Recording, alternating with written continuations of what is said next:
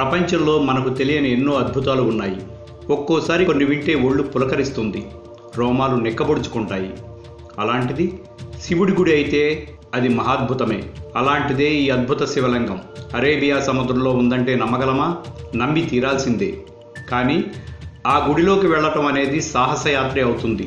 ఎందుకంటే ఏ మాత్రం సముద్రపాలలో ఉప్పొంగినా, సమయం దాటిపోయినా మనం శివుడిలో ఐక్యం అయిపోతాం. మరి ఈ అరేబియా సముద్రంలో ఉన్న లింగేశ్వరుడి ఆలయం గురించి తెలుసుకోవాలని ఉందా? Let's watch.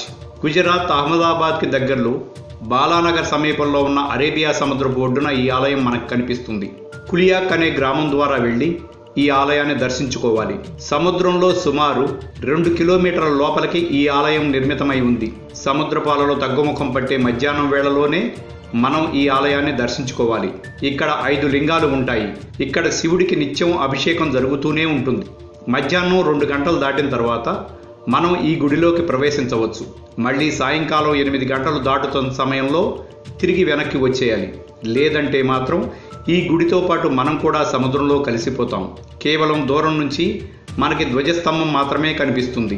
అలలు వస్తున్నప్పుడు పెద్ద పెద్ద రూప్స్ సహాయంతో మనం ఈ గుడిలోకి వెళ్ళి స్వామివారి దర్శనం చేసుకోవాలి. ఇక్కడ ప్రధానమైన శివలింగానికి పూజ చేస్తే మనసులో కోరికలన్నీ తీరతాయి.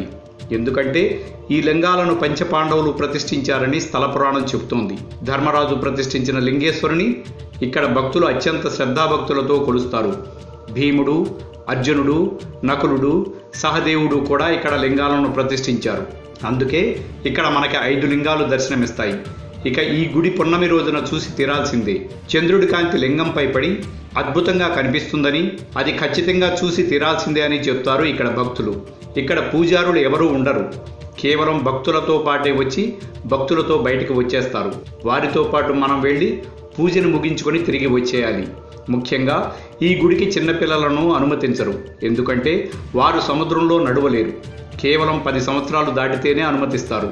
తాళ్ల సహాయంతో మెల్లగా అడుగులో అడుగు వేసుకుంటూ అలలను దాటుతూ ఈ గుడిలోకి భక్తులు ప్రవేశిస్తారు. గుడి మొత్తం నాచుతో కప్పబడిపోయి ఉంటుంది.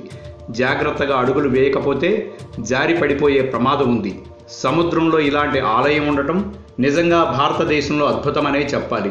గుజరాత్ పర్యాటకులకు ఈ గుడి గురించి చెప్పి వారికి ఇష్టమైతే ఈ గుడి దగ్గరికి తీసుకుని వెళ్తారు. మరి ఇక్కడికి వెళ్ళాలనుకునే వారు అహ్మదాబాద్ చేరుకుని అక్కడి నుంచి బాలానగర్కు వెళ్ళి ఈ గుడిలో ప్రతిష్ఠించిన లింగేశ్వర స్వామిని దర్శించుకోవాలి. Like and subscribe Eagle Media Works.